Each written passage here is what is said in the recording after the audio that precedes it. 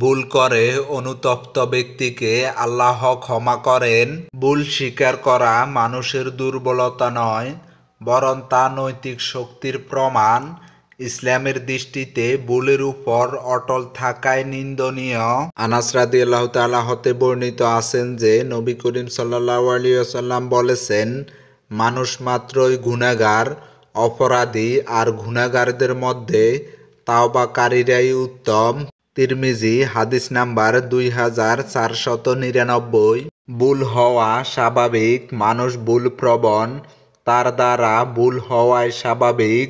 হাদিসের ভাষ্যমতে মানুষ ভুল করার পর অনুতপ্ত হবে, এটাই আল্লাহর পছন্দ।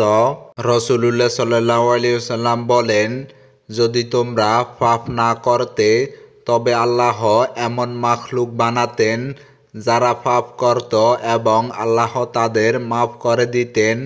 সহিহ মুসলিম হাদিস নাম্বার 6856। ভুল স্বীকারকারী অগ্রগামী। যে ব্যক্তি ভুল স্বীকার করে এবং ক্ষমা প্রার্থনা করে, ক্ষমাকারী ব্যক্তির চেয়েও অগ্রগামী। আবু দারদা রাদিয়াল্লাহু তাআলা বলেন, একবার আবু বকর রাদিয়াল্লাহু ও উমর রাদিয়াল্লাহু এর মধ্যে বিতর্ক হলো। আবু বকর রাদিয়াল্লাহু আনহু ও উমর রাদিয়াল্লাহুকে রাগিয়ে দিয়েছিলেন। উমর রাদিয়াল্লাহু আনহু রাগান্বিত অবস্থায় সেখান থেকে চলে গেলেন। আবু বকর রাদিয়াল্লাহু তাআলা তার কাছে ক্ষমা প্রার্থনা করতে করতে তার পিছু নিলেন, কিন্তু উমর রাদিয়াল্লাহু ক্ষমা করলেন না, বরং তার সম্মুখে দরজা বন্ধ করে দিলেন।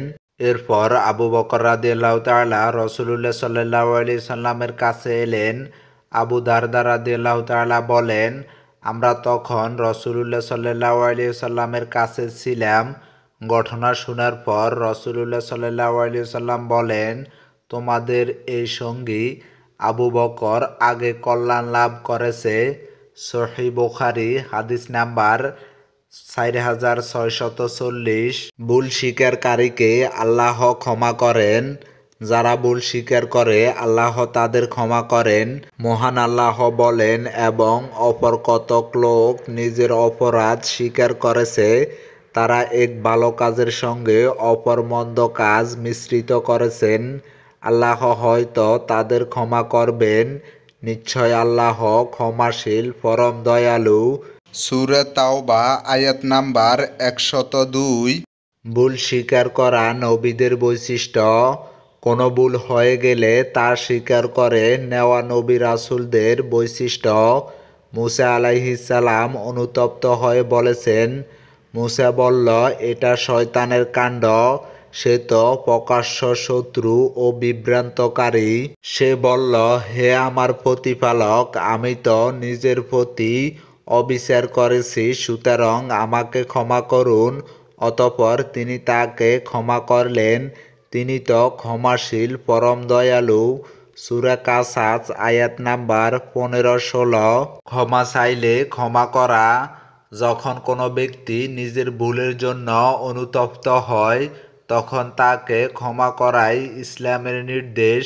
মহান আল্লাহ বলেন, যারা সচ্ছল ও অসচ্ছল অবস্থায় ব্যয় করে এবং যারা ক্রোধ সংবরণকারী এবং মানুষের প্রতি ক্ষমাশীল, আল্লাহ সৎকর্মপরায়ণদের ভালোবাসেন। সূরা আলে ইমরান আয়াত নাম্বার 134।